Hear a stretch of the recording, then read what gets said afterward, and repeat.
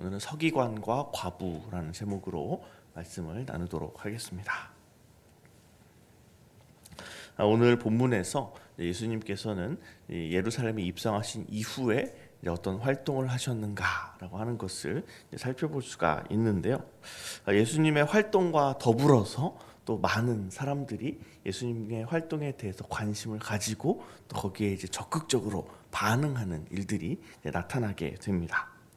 그 반응이 긍정적인 반응도 있죠. 물론 예수님 호산나 호산나 하면서 이제 예수님을 굉장히 이제 좋게 생각하고 예수님을 통해서 뭔가 지금의 이 빡빡한 현실 속에서 뭔가 새로운 일들이 일어날지도 모른다라고 하는 기대감을 갖는 사람들도 있었고, 또 반대로 예수님에 대한 부정적이고 좀 예수님을 싫어하는 사람들도 이제 거기에 대해서 사실 그 부정적인 반응도 이제 관심은 관심이죠. 근데 이제 오늘 본문에서는 주로 예수님에 대한 좀 부정적인 그 감정을 가지고 있는 사람들, 부정적인 태도를 가지고 있는 사람들의 모습이 이제 주로 나타나고 있는 것을 이제 볼 수가 있습니다. 특히 그 중에서도 유대의 종교 지도자들이 가지고 있는 예수님에 대한 적개심, 그리고 또 그분에 대한 이제 공격이 더 노골적으로 드러나게 되는 모습을 볼 수가 있죠. 당장 이제 오늘 우리가 읽은 20장 말씀, 우리가 오늘은 41절부터 읽었는데요. 그 이전에 나타나는 내용들만 보더라도 대부분이 예수님을 시험하기 위해서 예수님께 곤란한 질문을 던지는 내용들로 이루어져 있습니다. 그러니까 네가 무슨 권위로 이런 일을 하냐 하면서 이제 그분의 권위를 문제 삼는 경우도 있었고요. 또 이제 그분을 이게 당신은 좋은 분입니다라고 하면서 약간 이제 연막을 친 다음에 가이사에게 세금을 바치는 것이 옳습니까? 틀립니까? 하면서 이제 허를 찌르는 이런 질문을 하기도 하고, 또 이제 사두개인들, 부활을 믿지 않는 사두개인들 같은 경우에는 뭐 이상한 이제 이야기를 예시를 들면서 뭐 7 형제가 있는데 다 이제 한 여자를 취하였다. 그러면 나중에 죽은 다음에 누구의 아내가 되겠습니까? 하면서 이제 굉장히 좀 답변하기 난해하고 이제 좀 쉽지 않은 그분을 곤경에 빠뜨리려고 하는 이런 질문들을 이제 질문 공세를 퍼붓는 이러한 모습들을 확인할 수가 있죠. 하지만 그때마다 예수님께서는 지혜로운 답변을 하시면서 그들의 허를 찌르시고요. 또 그렇게 그냥 그들이 질문한 거에 이제 답변하기에 급급한 모습이 아니라 그 사이사이에 이제 뭐 포도원 농부 비유를 말씀을 하신다든지 하면서 그들의 이런 완악한 모습을 이제 비판하시기도 하는 이제 모습을 보여주십니다. 그리고 오늘 본문에서는 이렇게 예수님이 계속 당하고만 계시지 않죠. 이제 그분이 역공하시는 이제 그런 모습입니다. 또 그들이 그러니까 유대 종교 지도자뿐 아니라 유대인들 사이에서 이미 널리 알려졌고 또 오늘날 우리들에게까지도 아주 익숙한 개념이 있죠. 바로 메시아 그리스도가 다윗의 자손이다라고 하는 부분에 있어서 그게 과연 온당한 표현인가 하는 것을 오늘 본문에서 예수님께서 말씀하고 계시는 것입니다. 근데 분명한 것은 예수님께서 지금 메시아 그분이 이제 메시아시고 그리스도시니까 그분 자신이 내가 다윗의 자손이다라고 하는 것 자체를 거절하신 것은 아니라는 사실입니다. 실제로 예수님의 육신적인 혈통상 다윗의 자손인 게 맞죠. 우리가 잘 아는 또 마태복음 1장 1절 신약의 문을 여는 마태복음 1장 1절에서도 아브라함과 다윗의 자손 예수 그리스도의 계보라 이렇게 되어 있는 걸 볼 때 사실 예수님이 다윗의 자손이시다라고 하는 거는 이게 이견의 여지가 없습니다. 그리고 또 여기에 대해서 분명한 또 성경적인 근거가 있죠. 하나님의 약속이 다윗에게 주어졌는데 이른바 이제 다윗 언약이라고 하죠. 사무엘하 7장에 나오게 되는데요. 여기서 하나님께서 다윗에게 너의 왕위가 영원히 견고할 것이다. 이렇게 약속을 하시죠. 근데 이게 육신적인 차원에서 다윗의 왕조가 영원히 지속될 것이다라는 말이 아니라 그리스도께서 얻으실 영원한 왕위를 이제 바라보면서 주신 약속인 거죠. 그러니까 이제 실제로 다윗 왕조, 그 유다 왕조는 그렇게 오래라면 오래지만 결국은 망하고 그 이후에 다시 회복되지 못했는데, 이제 그럼에도 불구하고 이 사무엘 하에 나오는 하나님의 약속이 의미가 있는 이유는 그것이 그리스도를 통해서, 예수 그리스도를 통해서 성취된다는 데 있습니다. 그러니까 이제 예수님께서 이제 그 다윗의 육신적인 후손으로 오시는 것이 사실은 이제 성경적으로도 합당한 것이죠. 심지어 이제 오늘 본문보다 조금 앞에 나와 있는 누가복음 18장에서도 한 맹인이 예수님에 대한 소문을 듣고 예수님이 오셨대라고 할 때에 다른 얘기로 예수님을 불러 세우는 게 아니라 다윗의 자손 예수여 나를 불쌍히 여기소서, 이렇게 이제 소리치면서 예수님을 찾죠. 근데 그때에 예수님이 이 맹인이 사용하는 호칭을 전혀 거절하지 않으시고 문제 삼지 않으시고 오히려 다른 사람들은 야 좀 조용해 하는 상황에서도 그를 부르셔서 그를 회복시켜 주시고 낫게 하시는 그런 모습들을 볼 때에 예수님께서 이 다윗의 자손이다, 그분 자신이 다윗의 자손이다 라고 하는 그 호칭이나 그 위치 자체가 잘못되었다라고 지금 말씀하시는 것은 아닙니다. 근데 문제가 뭐냐? 이 당시 사람들이 또 혹시나 또 오늘 우리들 중에도 좀 그런 경우들이 있을 수 있는데, 이 호칭 때문에 메시아 자체에 대한 잘못된 선입견을 가지게 되는, 그게 문제인 겁니다. 이스라엘 역사에서 누가 뭐라고 해도 다윗은 위대한 왕입니다. 다윗, 그 이스라엘이 이 당시에도 지금 로마의 식민지로 전락해서 굉장히 그 어려운, 민족적으로 어려움을 겪고 있는 상황이었죠. 그것도 힘이 없어서 어려움을 겪고 있는 상황이었는데, 이럴 때에 이제 다윗이라고 하는 옛날에 우리의 조상이 있었는데, 그 다윗 왕이 정말 가는 곳마다 전쟁에서 승리하고 이스라엘 왕국을 아주 튼튼하게 토대 위에 올려놓았던 아주 위대한 정복 군주다. 이런 내용을 이제 이 이스라엘 사람들이 사실 다 알고 있었죠. 그러면서 이제 비루한 현실 속에서 우리에게도 이런 다윗과 같은 정말 위대한 군주가 나타나서, 위대한 왕이 나타나서 우리를 다스려 준다면 참 좋을 텐데 라고 하면서 그들의 이런 현실 속에서 이제 나타날 수 있는 기대가 이런 메시아관에 투영이 되는 거죠. 근데 사실 다윗이 위대한 왕이었고 또 위대한 사람이기는 했지만, 성경이 말씀하고 하나님께서 약속하신 메시아는 사실은 이 정도에 국한된 분이 아닙니다. 예수님은, 이 예수 그리스도는 다윗보다도 훨씬 위대한 분이시고, 다윗은 감히 상상조차 하지 못할 일까지도 행하실 수 있는 놀라운 능력의 하나님, 또 크신 일을 행하시는 크신 정말 하나님이신 분이 바로 메시아인데, 이 다윗이라고 하는 인물에 갇혀서 오히려 다윗이 이 그리스도의 모형인데, 이 모형을 본체처럼 착각해버리는, 그래서 본체에 대해서 오해해버리는 그러한 잘못이 있고, 또 거기서부터 수많은 문제들이 파생되기 때문에 예수님께서는 지금 이 말씀을 이제 하신 거죠. 이 오늘 본문에서 예수님이 인용하신 것은 시편 110편 1절에 해당하는 말씀입니다. 이 말씀이 여호와께서 내 주에게 말씀하시기를 내가 내 원수들로 내 발판이 되게 하기까지 너는 내 오른쪽에 앉아 있으라 하셨도다.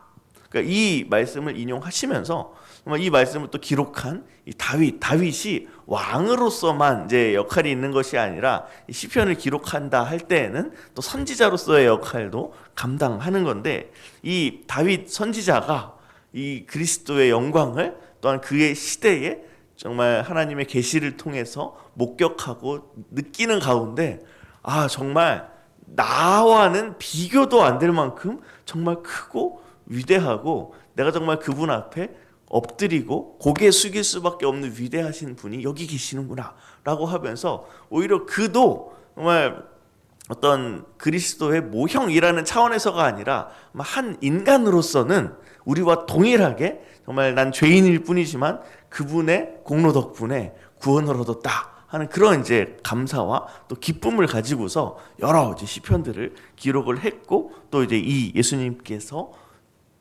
그 인용하신 시편도 이제 그러한 차원에서 기록된 것입니다. 그러면서 다윗 자신은 메시아가 자신보다 크신 분임을 깨닫고 이것을 고백했다는 것이죠.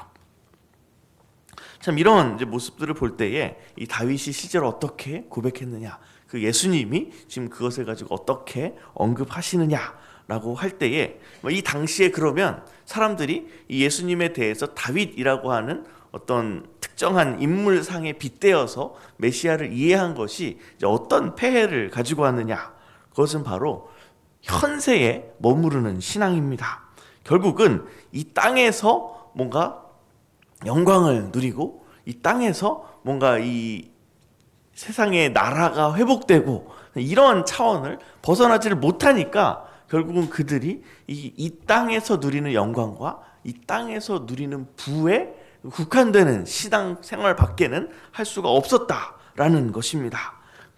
그러면서 이 본문에 나타나는 그들의 행태를 예수님께서 이제 비판하시는 것이, 그들이 결국 아무리 거룩한 채 하고 아무리 뭐 경건하고 뭐 이렇게 헌금도 잘 하고 이렇게 하더라도 결국은 그들이 이와 같이 행하는 목적이 무엇이냐, 다 이게 외식하는 거죠. 거룩한 모습을 보임으로써 실질적으로 사람들 앞에서 뭔가 명예가 높아지고 높임받는 것을 추구하고 또 그걸 통해서 또 물질적인 부를 얻고, 그런 과정 속에서 심지어 자기는 이미 많이 가졌는데 별로 이제 재산도 없고 어려운 과부의 가산까지도 삼킬 정도로, 그러니까 이제 이 땅에서밖에 이 삶이 없으니까 이제 그런 자비를 행하고 정말 마음속 깊이 뭔가 이제 인의를 행하는 것이 아니라 그런 연약한 자의 것을 빼앗아서라도 내가 이 땅에서 누리고 살겠다, 이런 마음에 매정함이 생기게 되는 겁니다. 그러니까 이 모든 것들이 사실은 메시아에 대한 그릇된 이해로부터 이제 파생되는 이제 악한 결과들이라는 것이죠.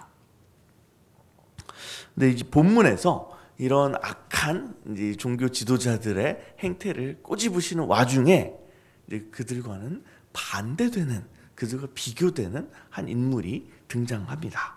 그것은 바로 두 렙돈을 헌금한 과부입니다. 이 본문이 사실은 20장에서 21장에 지금 걸쳐 있죠. 그러니까 이제 두 렙돈을 헌금한 과부 이야기는 사실은 21장에 나오는 얘기입니다. 하지만 이제 앞에서 예수님께서 바로 앞에서 이제 과부의 가산을 삼키는 것에 대해서 비판하시는 와중에 정말 아무것도 정말 가진 거 없는, 겨우 두 렙돈밖에 가진 거 없는 과부의 이야기가 나오는 걸로 볼 때에 사실은 이 이야기의 흐름에 이제 이어지는 이야기라고 볼 수가 있습니다. 그러니까 이 지금 두 렙돈 넣은 과부가 사실은 뭐 그가 예수님의 말씀에 따르면 정말 기꺼운 마음으로 이 헌금을 한 것도 사실이지만 정말 그 과부의 두 렙돈까지도 어찌 보면은 착취하고자 했던 그런 어떤 종교 지도자들의, 이를테면 뭐 설교자가 설교를 하면서 여러분 뭐 두 렙돈이라도 있으면 그것도 헌금하십시오, 그래야 뭐 어쩌고 저쩌고 뭐가 있습니다 라고 하면서 이 성도들의 마음을 좀 조작하려고 하는 이런 시도들을 사실은 했었던 것을 어느 정도 좀 유추해 볼 수가 있는 거죠. 하지만 그런 위협 때문만이 아니라 정말 그의 마음 깊은 곳에서 그래도 하나님이 나를 이 정도 살게 하시고 나에게 은혜를 주셨으니 내가 가진 것은 아깝지 않다, 설령 내가 가진 것을 다 드린다 할지라도 하나님께서 나의 필요를 채우시고 지금까지 그래도 나를 살게 하셨던 것처럼 나를 그래도 죽게 놔두지는 않으실 것이다, 이런 이제 마음의 믿음, 정말 현세에 국한되지 않은 믿음을 가진 이 정말 연약해 보이는 이 과부의 모습이 정말 종교 지도자들의 그 정말 연약한 이들을 쥐어짜서라도 부유해지고자 하는 그러한 모습과 완전한 대조를 이루게 된다는 것이죠. 그러니까 이것에 대해서 예수님께서 이제 칭찬하시고 이 땅에 이렇게 정말 악한 지도자들 밑에서도 이렇게 참 순전한 신앙으로 하나님께 영광 돌리는 이가 있구나라고 하는 것을 보여주시면서 이제 또 오늘날 우리들에게도 또 큰 도전과 또 고민을 하게 하시는 것이죠. 오늘 말씀을 통해서 우리가 또 여러 또 생각들을 하고 또 주님 앞에 또 기도로서 나아가야 하겠습니다. 하나님께서는 우리의 생각보다 크신 분이십니다. 예수님께서도 하나님이신 또 그리스도께서도 우리의 생각보다 훨씬 큰 분이시죠.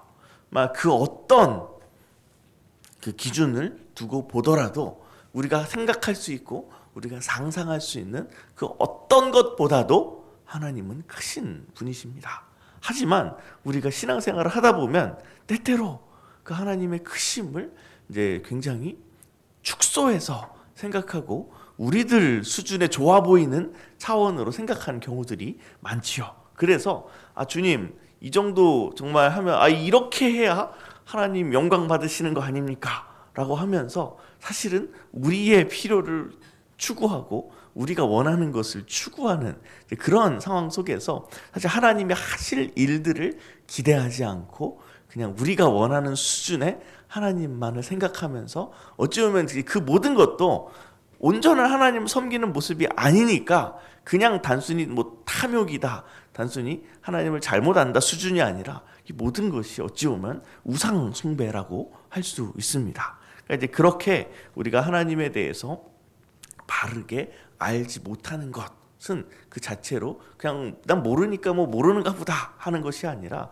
우리가 회개하고 하나님에 대한 더 깊은 알므로 더 깊은 또 이해로 나아가는 그런 이제 동기가 되어야 합니다.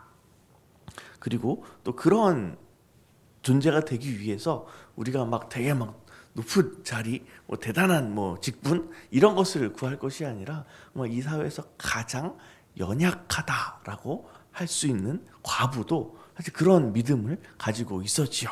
그러니까 우리가 지금 어느 위치에 있든 아무리 사회적으로 낮은 위치에 있든 어떠한 어려운 형편에 있든지 간에 하나님을 알아가는 부분에 있어서 우리에게 제한이 되는 것은 없습니다.